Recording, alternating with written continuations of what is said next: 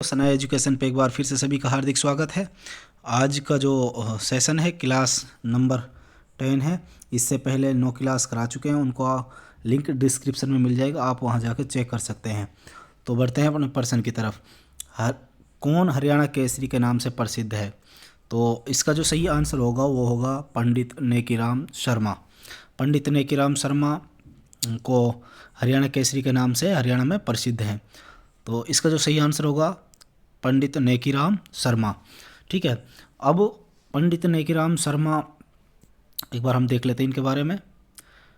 पंडित नेकीराम शर्मा ने 1930 में एक पत्रिका लिखी थी हिंदी में, जिसका नाम था संदेश। ठीक है, तो याद रखना संदेश जो पत्रिका है वो किसने लिखी? पंडित नेकीराम शर्मा ने। और इन्होंने हरियाणा में जो अंग्रेज़ों के सैन्य भर्ती अभियान हुआ था उसका भी विरोध करा था। ठीक है, जो अंग्रेज़ों ने सैन्य भर्ती अभियान चलाया था उसका विरोध किसने करा था? पंडित नेकीराम शर्मा ने। और इन्होंने रोलट एक्ट का विरोध करा, साथ साथ असहयोग आंदोलन, नमक सत्याग्रह, भारत छोड़ो आंदोलन, इन सभी आंदोलनों में ये सक्रिय रूप से भागीदारी रहे। अब एक क्वेश्चन आ जाता है कई बार, जो हरियाणा केसरी जो पत्रिका है, देखो ये तो हरियाणा केसरी के नाम से प्रसिद्ध है, बट हरियाणा केसरी जो पत्रिका है वो किसने लिखी है? वो लिखी है बनारसी दास गुप्ता। ठीक है, बनारसी दास गुप्ता जो हरियाणा के सीएम भी रहे हैं। तो इसका जो सही आंसर होगा पंडित नेकीराम शर्मा। प्रश्न नंबर 2 देख लेते हैं। हरियाणा की पहली क्षेत्रीय पार्टी थी, तो हरियाणा की जो पहली क्षेत्रीय पार्टी थी वो थी विशाल हरियाणा पार्टी। ठीक है, विशाल हरियाणा पार्टी थी। और इसके जो संस्थापक थे विशाल हरियाणा पार्टी, इसके जो संस्थापक रहे हैं वो रहे राव बीरेंद्र सिंह इसके संस्थापक रहे हैं। इसकी जो स्थापना जो पार्टी का बनाई थी वो बनाई थी 1967 में। उस समय इसका जो चिन्ह था वो था, चुनाव चिन्ह था उगता सूरज। उगता सूरज इसका जो चुनाव चिन्ह था वो था उगता सूरज। ठीक है, और इसका विलय कांग्रेस में कर दिया गया 23 सितंबर 1978 को इसका विलय कांग्रेस पार्टी में कर दिया गया। तो याद रखना हरियाणा की जो पहली क्षेत्रीय पार्टी रही है वो रही है विशाल हरियाणा पार्टी।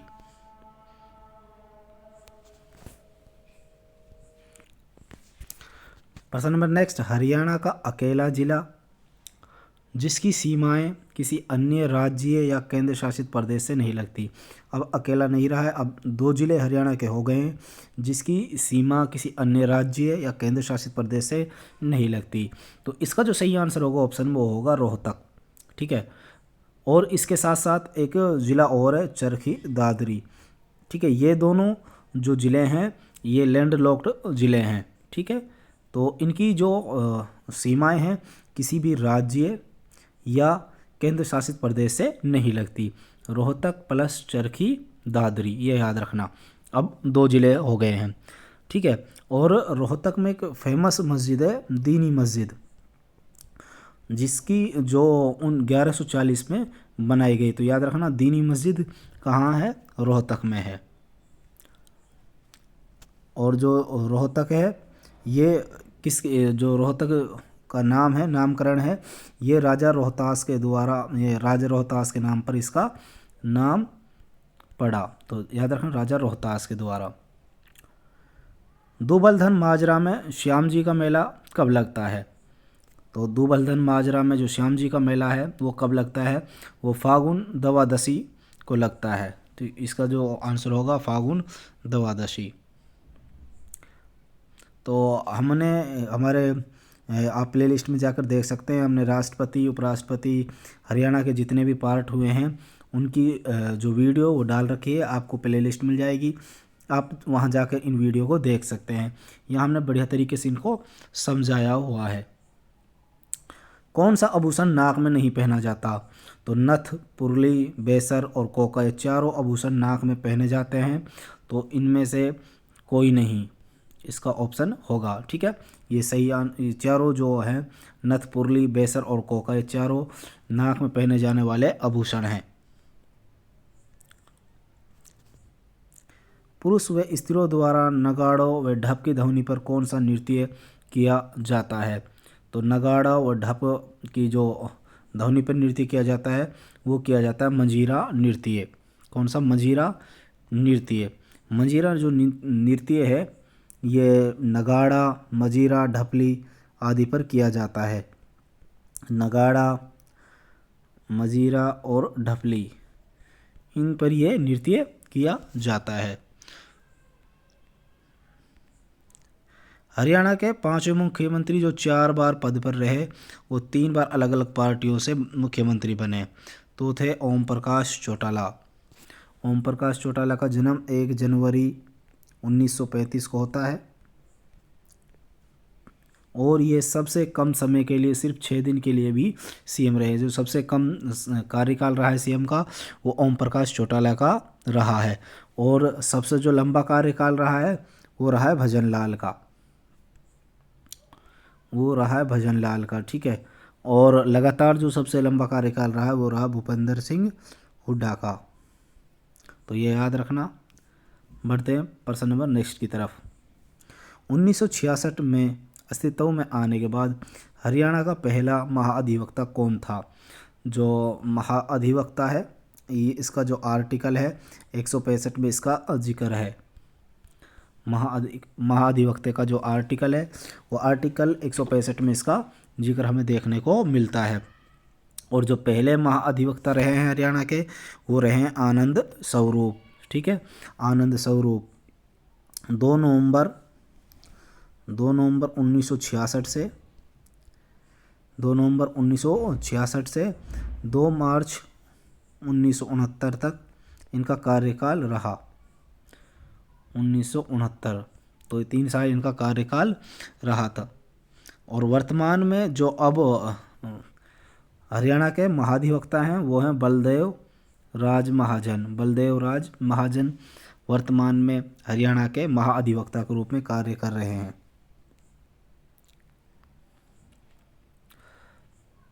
हरियाणा राज्य में किस जिले को 1843 में छावनी बनाया गया था? तो इसका जो सही आंसर होगा वो होगा अम्बाला कैंट। अम्बाला कैंट को 1843 में छावनी बनाया गया था। हरियाणा में अधूरा अभिलेख कहाँ से प्राप्त हुआ? तो ये यमुनानगर के कपाल मोचन से वो ये जो अधूरा अभिलेख है वो यहाँ से प्राप्त हुआ है। कुषाण कालीन सोने व तांबे के सिक्के कहाँ से प्राप्त हुए? वे हो खोखरा कोट से। खोखरा कोट से कुषाण कालीन सोने व तांबे के सिक्के प्राप्त हुए। वीर शिकारगढ़ वन्यजीव अभ्यारण्य हमें कहाँ देखने को मिलता है? ये देखने को मिलता है हमें पंचकुला में। खोली रेतान और वीर शिकारगढ़ दोनों हमें जो वन्यजीव अभ्यारण्य है वो पंचकुला में देखने को मिलते हैं। हरियाणा वन विकास निगम की स्थापना कब की गई? तो हरियाणा वन विकास निगम की जो स्थापना की गई वो 1989 7 दिसंबर 1989 को इसकी स्थापना की गई। ठीक है। 7 दिसंबर 1989। अब हम कुछ देख लेते हैं वन से रिलेटेड। जो राष्ट्रीय वन नीति आई थी वो आई थी 1988 में।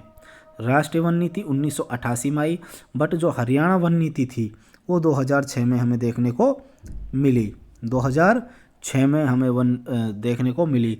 इसी के साथ साथ वन वनस्पति योजना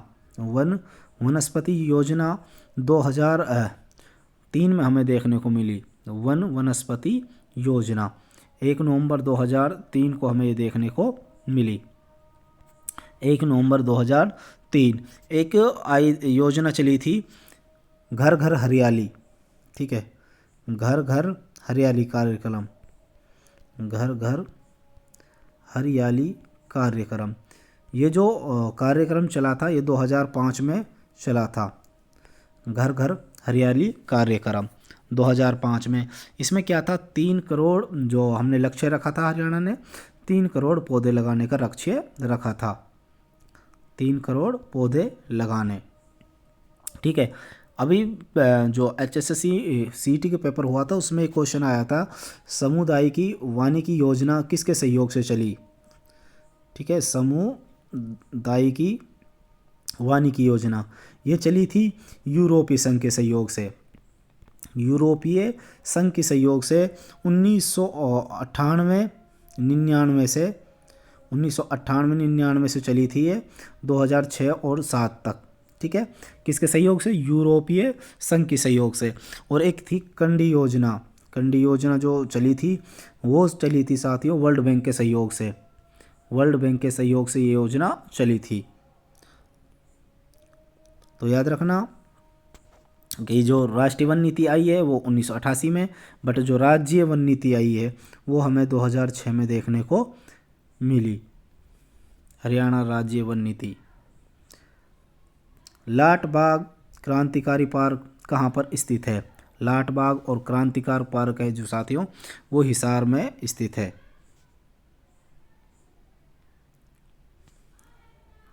हरियाणा की किस फिल्म को राष्ट्रीय पुरस्कार मिला। तो इसका जो सही आंसर होगा लाडो बसंती जो फिल्म थी उसको राष्ट्रीय पुरस्कार मिला था। ठीक है साथियों, आज के लिए इतने ही, मिलते हैं साथियों नेक्स्ट जो सेशन है। अगर वीडियो अच्छी लगे तो प्लीज़ हमारे चैनल सनाया एजुकेशन को ज़रूर सब्सक्राइब करें। मिलते हैं नेक्स्ट सेशन में।